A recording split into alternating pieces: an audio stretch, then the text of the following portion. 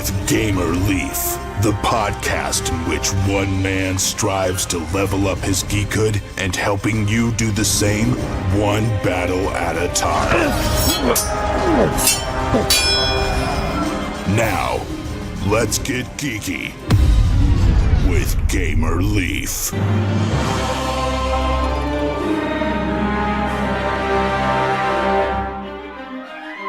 My uncle, Kings Farnsworth, he asked me to join him on this quest. I didn't want to. I figured, why should I have to do this? But he looked at me and said, no, this is what you gotta do. So I descended into the dungeon. Never been there before. First thing I encountered was a warrior. He hated me. We decided that we'd go our separate ways, trying to find this orb my uncle insisted was in this dungeon. I walked through the first corridor. There's nothing there. Then I noticed a body laying in the corner. I decided I'd just go by.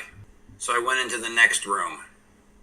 And before I knew it, the walls were shaking and the floor collapsed and I was hanging there by the edge. And I pulled myself up and was able to get back. That wasn't the right way to go. Not at all. Then I looked into the next room and walked in. It was full of mist coursing over my body, and I heard all kinds of sounds behind me, and I turned to look, and there were demons and skeletons forming up against me. I had no choice but to take them on. I was alone in this dungeon with this enemy attacking me.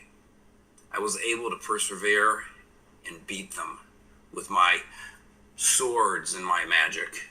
Is this what it's going to be like every step of this trip? Okay, sound familiar to you? It didn't to me either, but this is the story of Jack Spoerner's Dungeons of Infinity, a new game that's on Kickstarter. Tonight we have the pleasure of having Jack, the creator mastermind behind this, on Getting Geeky with Gamer Leaf. There you go. Absolutely. Glad to be on. Excited to talk about my game. I've been living with this thing for 3 years. Well, about time to get it off your chest, isn't it? I think so. Yeah, absolutely. Absolutely. Well, there you go. We appreciate you joining us tonight on Getting Geeky with Gamer Leaf. So let's go back a little bit before this. How did you get into board gaming, Jack? Oh, I've been into board gaming since I was a little one. Long time ago. I was in the 70s. I'm letting you guys know how old I am. Playing SPI war games. Had a subscription to SPI, and the war game would come every 2 months in the mail. That was awesome. I enjoyed that. So I actually was away from board gaming for quite a while after the 70s. And I discovered Kickstarter and saw what was going on Kickstarter about 4 years ago. And I was like, wow, board games have really gotten cool since the little dice tiles and everything, and the old war games, the counters there. So that got me back into it. Well, yeah, Kickstarter's an evil thing. That's how my wife kind of got us into it.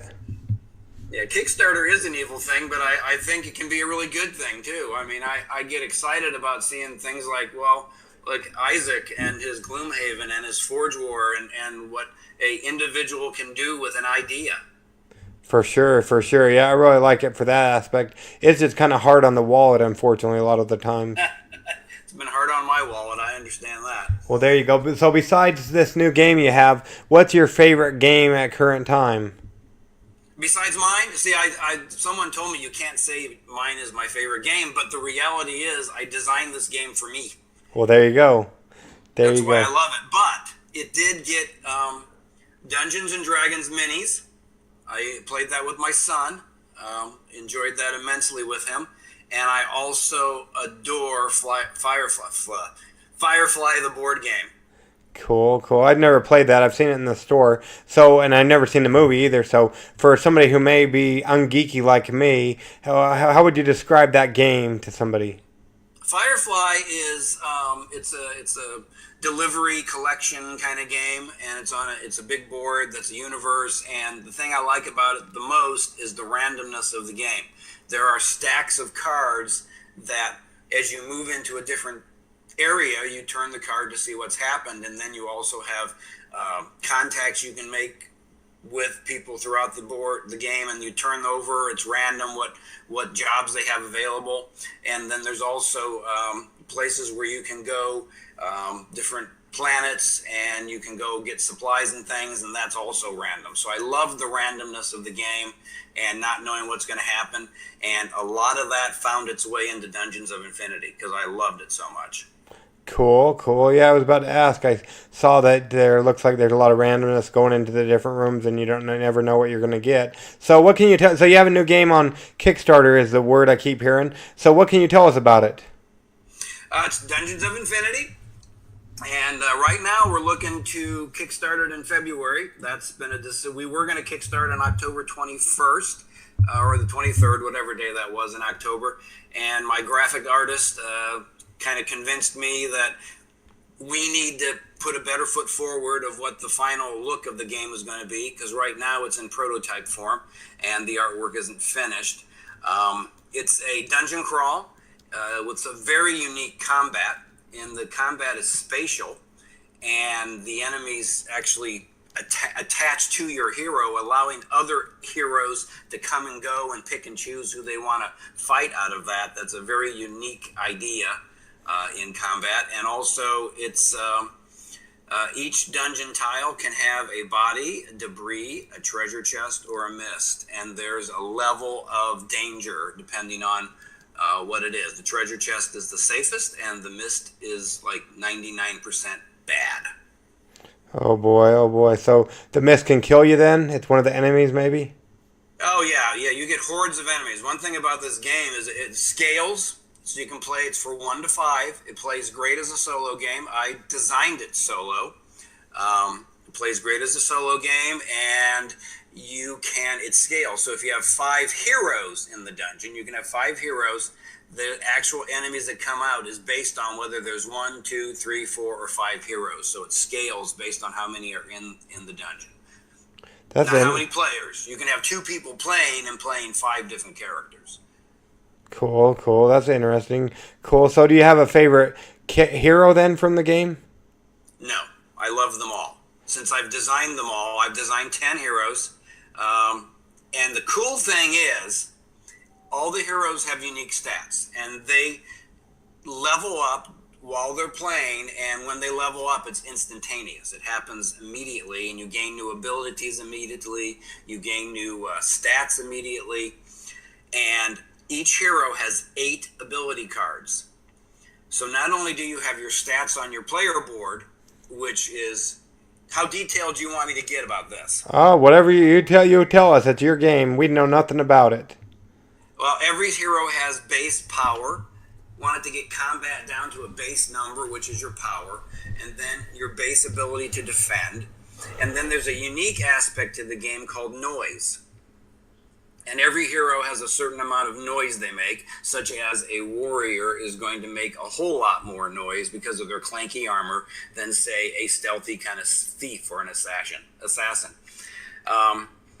Then there is your action points. Every hero has a different number of action points. This is an action point driven game. You can accomplish whatever you can each turn within the given set of action points you have. So if there's a certain ability you have that you can do 2 times in your turn, you can do it 2 times. You're limited by your action points, not by the cards. In other words, you don't have to discard the cards. You don't have to discard the abilities. You keep those abilities, and your action points determine whether you can do that or not. Now, another neat little feature with the action points is I view each turn as a set length of time. Well, in the reality of going through a dungeon, you're not going to, at the end of your turn, be like, oh, I have to stop now. So what I allow you to do is, in these ability cards, let's say your ability takes 3 action points. Well, you're at the end of your turn and you only have 1 action point left.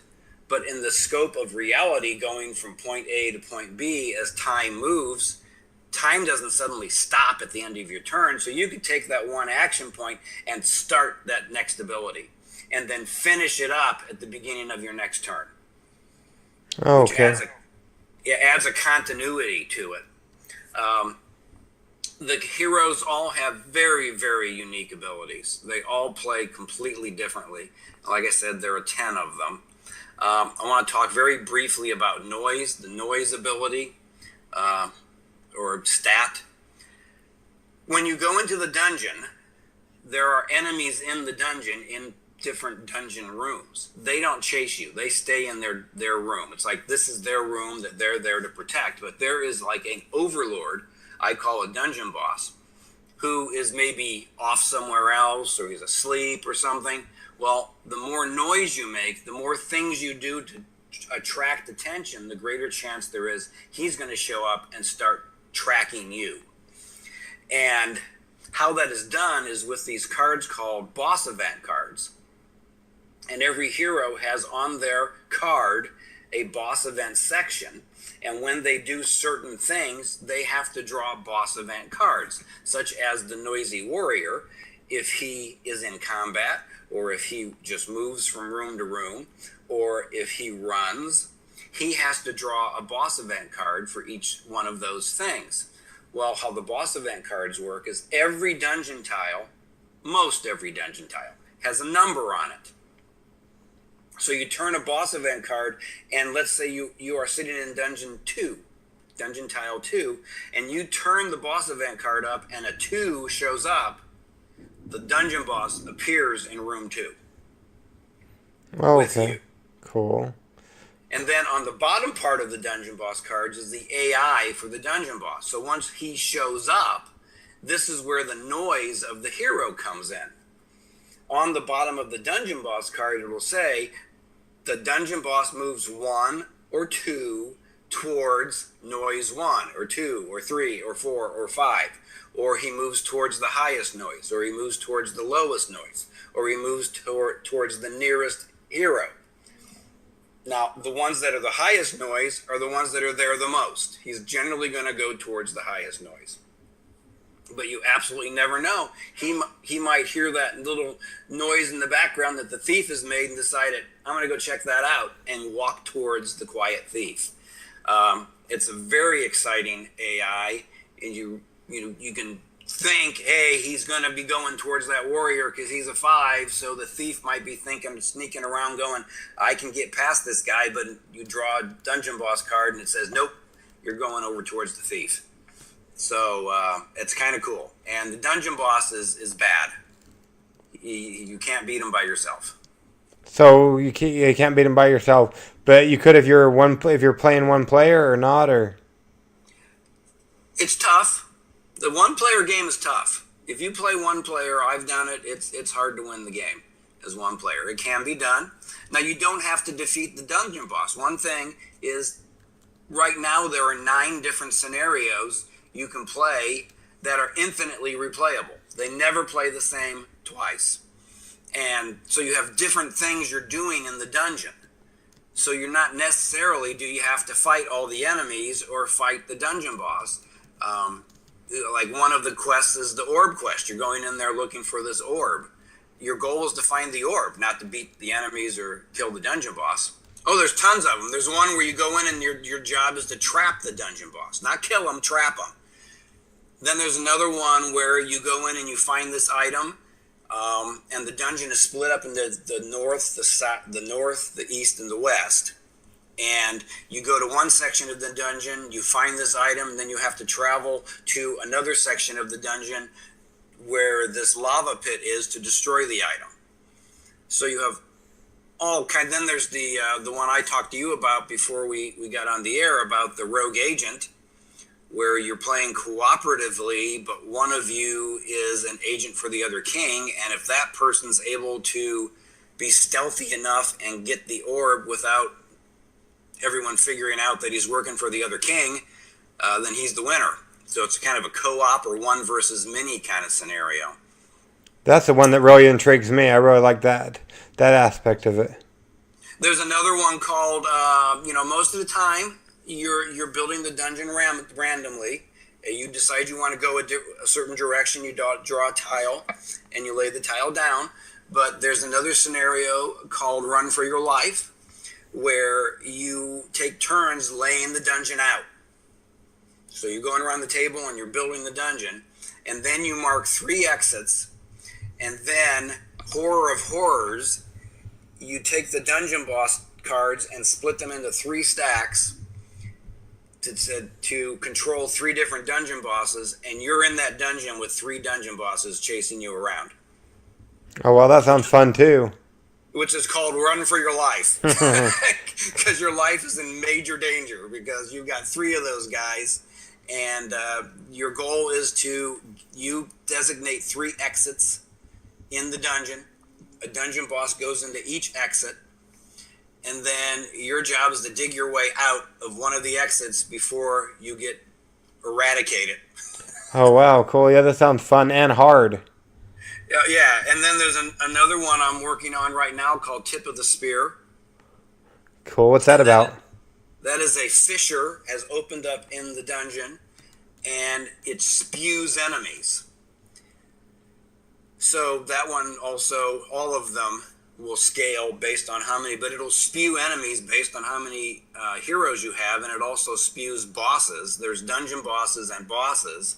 So your job is to somehow close that thing while enemies are spewing at you. It's incredibly intense. That sounds like a really fun game, and it sounds like that's what really intrigues me about it. There's a lot of different. It looks like it's a board game 1 to 5 players, and with the randomness, and also you can do solo, co-op, cooperative, or story mode. Is it one? And you said something about leveling up. Is that kind of like in D&D or something where you level up and that will go on to a different game, or is it one and done, or how does that work out? Yes. How's that for an answer? There you go. The answer is yes. It does all of the above. Within the set of scenarios, I'm gonna answer your question by saying you can do one and done and level up within that dungeon, or you can do a 3 dungeon mini campaign where you take 3 dungeons, move them together, and you finish one, then the other, and then the other, and every ability and equipment you get carries on to each dungeon. Cool beans. And there's different ways you can do that. One of the coolest for me, I like I said, I like competitive. Mm-hmm. But you can do all of this competitive or co-op or solo. But one thing you can do is pick 3 different dungeon scenarios. You're going to do the orb quest, you're going to do the money grab, and you're going to do a dungeon clear. You're going to do them, say, in that order. And you're going to do all 3 of them competitively with, say, 4 of your friends. And there is a scoring system for that. So you go through the dungeon, play the dungeon, and then afterwards there's a scoring system where you get so many points depending on what things happened. And then at the end of 3 dungeons, you see who has the most points. Okay, cool. And whoever has the most points wins? Yeah, and then you can do that same thing cooperatively. Now, the thing that's really tough about cooperative is you can't die. You're playing a cooperative game, and if anybody in your party dies, the game's lost. Oh boy, if they want to keep everybody alive. So even if you're playing the rogue agent, you probably still want to keep everybody alive too. Yeah, well, that's the cool thing about it. Like the reason I love playing competitive so much is you have to work together. Even though you know that at the end it's like the Fisher one. I have a system with that. I couldn't figure out how to do it competitive because that's pretty much cooperative, trying to close that fissure. And I thought, well, this would be fun. After the fissure is closed, you then set a timer for 3 turns, and you guys have at each other. And whoever scores the most damage over those 3 turns is the winner. There you go, cool. So what kind of mechanics does it use? Is it rolling dice, or is it all cards, or what kind of mechanics are used in this game? I really view the game as a marriage between the Euro and the Ameritrash. It's got 1 D20 that you roll, and I'm of the mindset that when you're attacking somebody or something, you're not always going to hit them 100% of the time. So the amount of damage you can do in an attack, you always know what that is. Kind of like a Euro game. You can sit down, and you can calculate what exactly your attack's going to do and if it's going to, how much damage or, what the result of it is going to be. Then every hero, and I forgot to mention this, has a stat called HC, which is hit chance, which is a number between 1 and 20, which is where your D20 comes in. It's your probability of being able to successfully execute that attack. And every hero has a base number. Most of them are 1 through 13 through 1 through 15. So that's kind of, they're all in the range of 65 to 75% success on their hits. Then you have equipment and things you add and find throughout the dungeon that can affect that. It can affect your power. It can affect your defense. It can affect your percentage of chance to hit. Same thing happens with your abilities that you have. They can affect your chance to hit. You can do things like some of the heroes have a thing called extreme attack, which is like you go out of your mind and you're just really attacking, and it doubles your not your hit chance, but it doubles your power, but it puts you at risk because you've gone out of your way to really get this to hit, and you've exposed yourself to greater damage afterwards. One of the things I like is the things you do, there's a consequence to it. There's a positive and a consequence to it. Are you willing to take the consequence with that? Such as the fire mage has the ability to light a room up before going into it, which is a really great ability because you can then see whether you're walking into a room with 9 monsters in it or you're walking into a room that's just got a pile of debris. But the side of that is, the bad part of that is every time she casts that spell, you have to draw a boss event card. So if there's a boss in the dungeon, every time you do it, or a dungeon boss, you're drawing the dungeon boss to you. Or if they're not there yet, you're increasing the chances of the dungeon boss showing up. Okay, cool. Yeah, so it sounds like a lot of randomization. And where did the inspiration come from FireFly the game, or where did you get your inspiration for this? The system comes from FireFly. The ideas came, but the actual, I've always loved like role-playing games. I mean, every hero has a backstory. So if you want to play these heroes as their character, you can. Some of the characters can't stand each other, and that's all part of their backstories, which comes in the story mode, because we've talked about the competitive, the solo, and the cooperative, and then there's a whole nother book that is pre-laid out dungeons. And each hero has their own 3-dungeon story that you actually put together. Like the game starts out with the, I think it's the Paladin's story of, it's called The King's Daughter's Quest. And the king, who is King Farnsworth, his daughter has been stolen by the Demon Lord, or kidnapped by the Demon Lord. And that's the beginning of an actual 15-dungeon story. But the first 3 of that is Indolf Farnsworth is the nephew of the king, and that's his story. And it's got puzzles in it. It's got special cards you load into the decks. The neat thing about these cards is, we didn't talk about this, but the mist, the body, the debris, and the treasure chest all have a deck of 36 cards with over 100 different events that can happen. So it creates the dungeon master kind of thing without there actually being a dungeon master. And the cards actually have the flavor text on them. Mm-hmm. And you have no idea what's going to happen. The cool little story is I was playing the game with some people, and we turned over one of the they're called risk cards, probably a body or debris or whatever, and I was like, I didn't even remember making the card. Oh wow! So you got that many cards that you don't remember making them? Yeah, I had never seen it in the game. Oh wow! So you could play this game tons of times and always have different events happening. There are that many different events in the game, and each time you play, there's a room content chart. There are 4 room content charts. Well, Jack has my full attention. Room content charts. Not sure if you all fell asleep. Just in case you did, we thought we'd interrupt this great interview to bring you our Kickstarter Corner. That's right, Kickstarter Corner. So, What games do we have on the docket for you today? Well, we've got a couple of doozies, a couple great ones. If you're in the western United States, you might want to check out MaricopaCon 2018 and MacroCon 2018.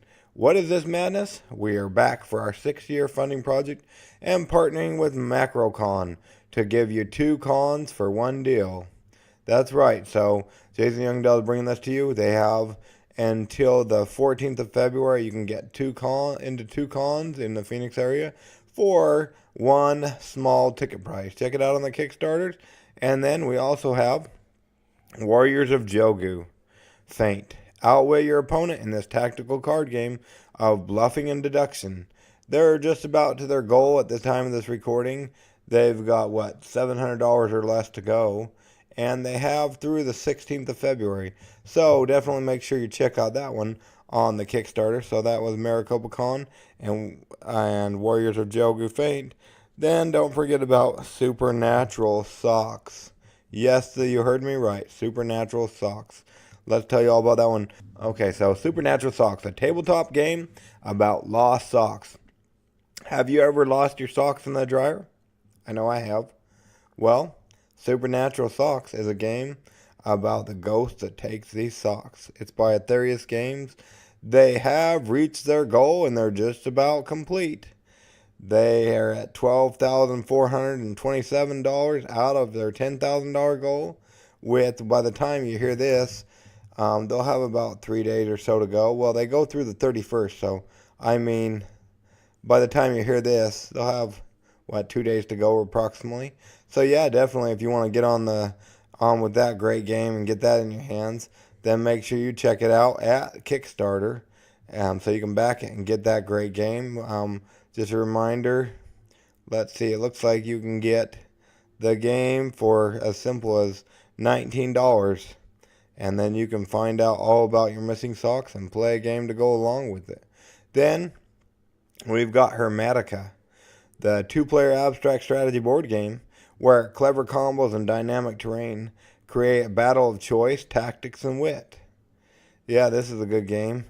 And yeah, they're really close to their goal. I'd say they have about, let's see here. I'm trying to look here. It's about $700. So about $2,700. And they go through the 8th of February. So check this out. And we also did a review, both me and Barbarian Leaf did a review of the online play you can do for free.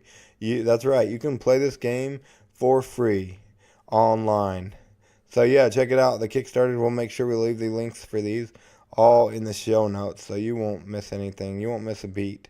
And then 2 brand new ones to the Kickstarters that you probably haven't heard of.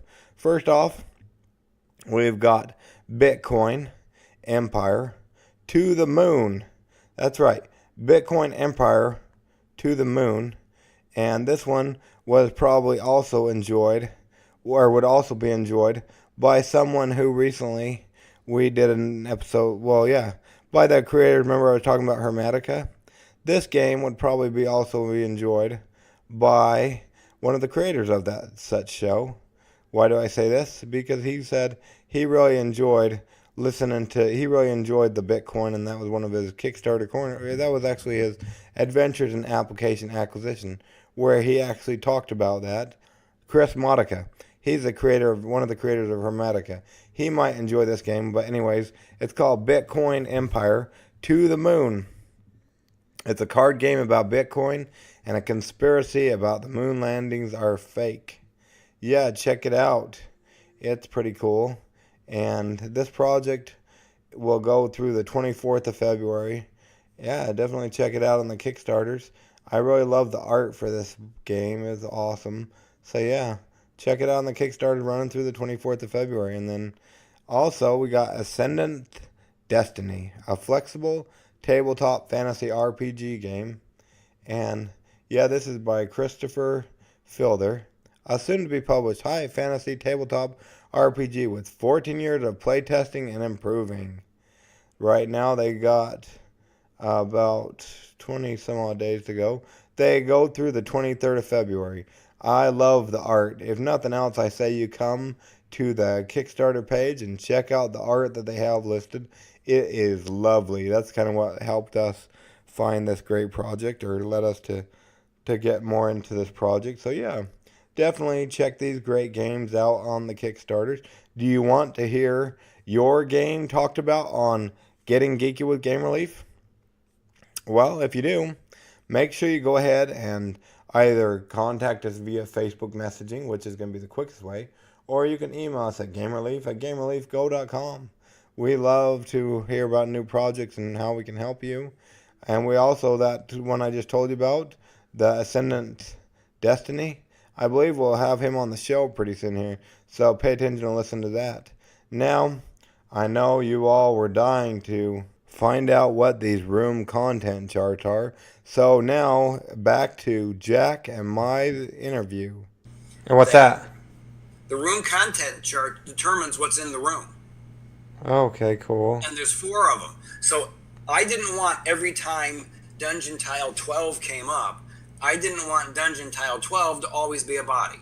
That makes sense. I wanted it to be, it could be a different thing. So there's 4 different charts that determine, it's all statistics. I have a degree in mathematics. So everything is probability and worked out. The charts aren't random. It's like the hard chart. You turn it over and there's a hard room content chart. That's going to give you a lot more missed rooms. That makes the game harder if there's more missed rooms. Cool beans. Yeah, but even the regular room content chart, missed is the most prevalent thing that can happen. So even in the regular game, you're getting more missed than anything else. Cool beans. Another neat thing, yes, I can sir. talk about this for hours. Another neat thing is, and I just forgot what it was. I did just get so excited. I guess you need to ask me another question. Okay, well, yeah, that's cool. So you got the inspiration from that, and you really like the role playing. So how does somebody go from getting a degree in math to making a game on Kickstarter? It just happens. You love gaming, and I saw about 3.5 years ago, I saw what people were doing on Kickstarter, and I can do that. I'm very creative. I've written a book. I've written a musical. I make videos. So yeah, creativity is like in my blood. So coming up with a game, I've come up with hundreds of games. I work with children, and I've come up with hundreds of games, and I thought I can do this. Cool. So you're a math teacher, or how do you work with children? I'm a children's pastor. Oh, cool. Yeah, I haven't done math. I haven't done math in years. I got my degree in mathematics from Purdue University, and I actually never taught, but it was in math education. Okay. Cool beans. And then let's see here. So you said you do that, and you said you've written a book. What book have you written? It hasn't been published, and I've never put it forth, but it's called Sorvo, Birth of a Warrior. It's about a guinea pig. Oh, wow. It's a kid's book. Cool. Do you think you'll ever do anything with that? Well, my goal with Infinity and More is actually not just the games, but to create a vehicle for all my creative endeavors. That's cool. So you can have everything there. That'd be great. Like in the same world and whatnot? Oh, no. In my mind, no, it's all different. Oh, there you go. Not the same world. But I do have an idea with one of the children that I worked with years ago is now an adult. Uh-huh. And she is a very talented author. And she is writing the stories for this game. Well, there you go. Cool. The backstory. So I give her the ideas of what I want the backstory to be, and then she makes it really cool. And I told her that, this game is successful. We're going to do Dungeons of Infinity novels, and she'll be writing them on the characters. Well, there you go. Cool. So would you like to plug her name? Does she have any books out currently? No, she does not. In fact, she's a mother of 3, and I did not know she was an inspiring author. Her father is published, and her sister is published, but she is not. Yeah, it's Kristen McDade. And known her for many years. I babysat her actually when she was in elementary school. How crazy is that? Well, there you go. Yeah, my wife is actually, she had to stop for a while, but she is an author too. She has some quite a few books out there. Yeah, if you go to the web page, not the web page, but the Facebook page of Dungeons of Infinity, you just search for Dungeons of Infinity and join our Facebook page. I've posted some of her things on there that she's written for our different heroes. Well, there you go. Cool. Well, and we'll make sure we leave all of that in the show notes and whatnot. And so you said that February, is this gonna? And we'll make sure we stay in contact with you so we can post this around when the Kickstarter is live and whatnot. But approximately, how long will you run the campaign? Do you think? 30 days. 30 days. Cool. Yeah, that seems to be days, typical. Yeah. It's a $60 game. I don't think that's going to change. I've already got a publisher in mind, and there's a little story here if you want to hear it. I don't know how long you want to go. Yeah, go. I was going to do the main game, and then I was going to do an add-on. In fact, it didn't even start out that way. I was going to do the main game with 5 heroes, and then I designed 5 more heroes over the next 6 months or so, and I absolutely fell in love with them. They were going to be like stretch goals, and I could not even bring myself to them not being part of the game. Well, there you go. Yeah, that makes sense. I was like, yeah, I can't have. I've fallen in love with all these characters I've designed, and so I said, okay, I'll do an add-on. I'll do a $10 add-on, and I created 5 new dungeon tiles, and the 5 new characters, 5 new dungeon tiles, and then 8 different ability cards, and then a 15 dungeon mini story to go with all of that. And I thought, well, that's a real deal for $10. And so then I put it on the Facebook page, and the people following came back and said, why don't you just include it in the main game and just sell it for $60? Because I was going to have 2 levels, a $50 level and then the $60 level. And the general gist was, Jack, by the time people see the extra stuff you're getting in the $60 level, no one's going to buy the $50 level. And I was like, okay, so we just dropped it. So everybody's going to be in the main game. Cool. Yeah, that's true. Cool. That's awesome. So let's see here. So per se, somebody is driving or whatnot, and they've fallen asleep. It would be because of my voice. They're getting tired of my podcast, not because of you or your game. But hopefully they've woken up before they hit that tree. And say they have woken up now. Why should they take a chance on this game, especially with all the games out there on Kickstarter, Jack? Well, you're asking the designer. I think this is the best game going. That's just my personal opinion. And it's not just my personal opinion. In all my play testing, I have only run into, in the hundreds of people who have played this game, I have run into one person who didn't like it. Well, we won't mention that person, and hopefully whoever's listening doesn't run into that person. And it sounds like it's a great game. I really like the different way it is, like where you can play co-op, you can play competitive, you can do solo, you can do different campaigns. It sounds like an awesome game. Well, the story mode, people have fallen in love with the story mode. Cool. I've got tons of reviews out on Board Game Geek. And one of the reviewers, I remember he said, I just didn't think I was going to care for the story mode because I liked the other modes so much. And he said the minute I played it, he goes, I loved it. Well, there you go. Cool. Yeah. And the idea is there is so much game in this box that you literally will never be able to play it all. I just want people to have lots of choices and ways they can play it. In fact, that's one of the things about the game is it's like a sandbox game. You can, there are 18 different things you can do on your turn.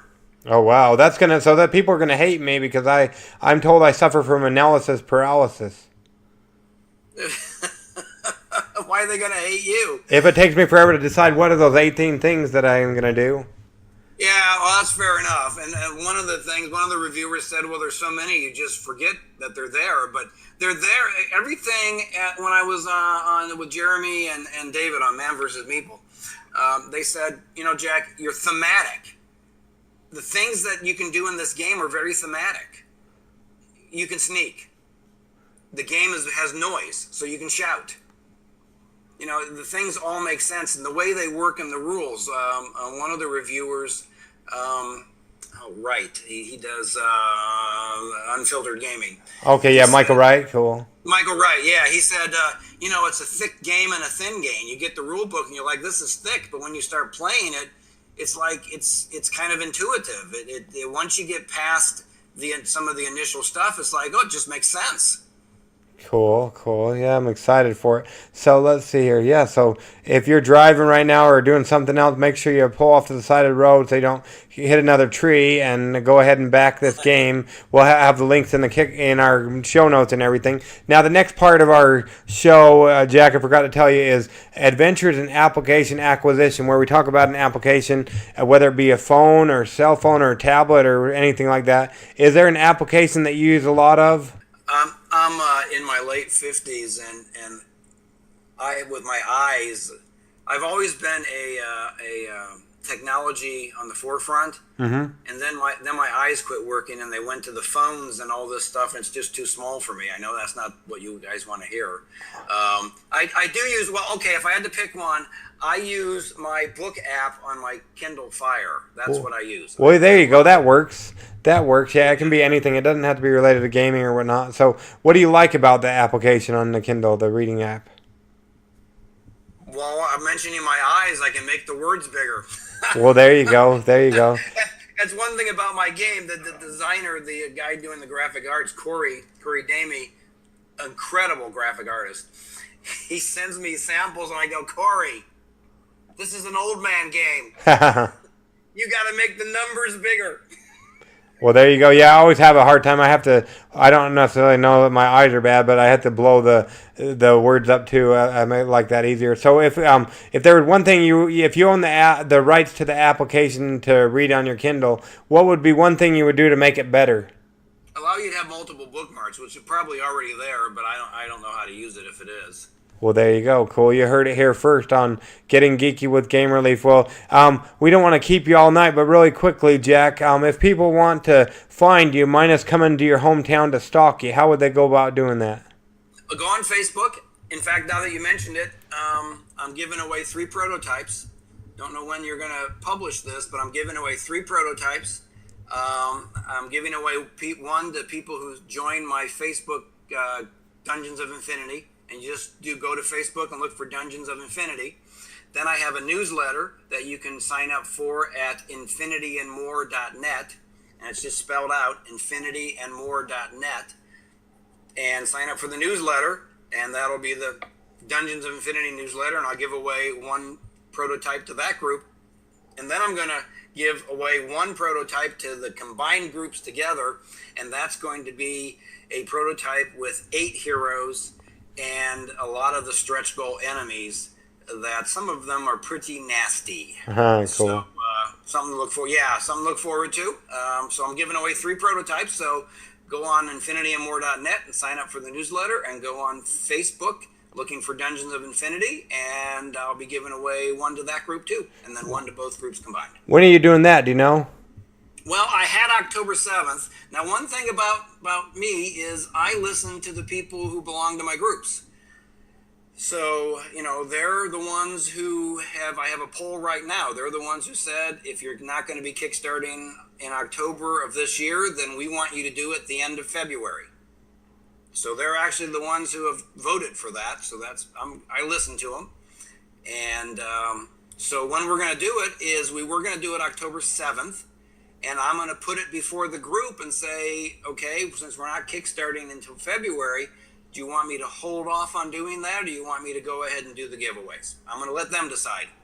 Cool. So we'll pay attention to that, and then we can talk about what would be good on a release date for you, and work it out with our schedule and whatnot. So that's pretty cool. So to find you, go to that group on Facebook, you said, and then also you have a newsletter. Yeah, and you can sign up for that at infinityandmore.net. That's the web URL. Okay, and we'll make sure we leave that all in the show notes. So that'd be great. And we wanted to thank you once again for coming on Getting Geeky with Gamer Relief. We really appreciate you taking the time out of your day, Jack. I appreciate talking to you. It's been great. No problem. Yeah, I can't wait for this game to launch. That'd be cool. I think it'll be very cool. I want it to fund very much. There you go.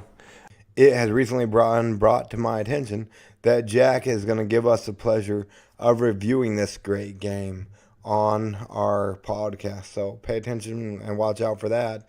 This game is launching on the 17th of February, I believe. So wait for it on the Kickstarters, and we'll make sure we leave the links in. So actually, I'll go ahead and check with Jack, but I should be able to leave a link for the game, the preview of the Kickstarter page, and I believe you can click on, I believe the top left or right hand corner, and it should give you an option to remind me, and then it'll remind you when this project goes live. So make sure you click that link, and yeah, definitely.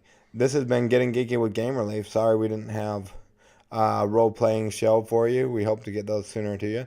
Been kind of down and under the weather, so that's what's going on with that, but this is Getting Geeky with Game Relief. I hope you all will get geeky, stay geeky, and also bring others into the geek fold. If you like what you hear on Getting Geeky with Game Relief, please leave us a review. Let us know what we're doing and what we can do better. Remember, if you fill out a survey, you might be winning a $25 gift card from Amazon as well. Anyways, this has been Getting Geeky with Game Relief. Peace out.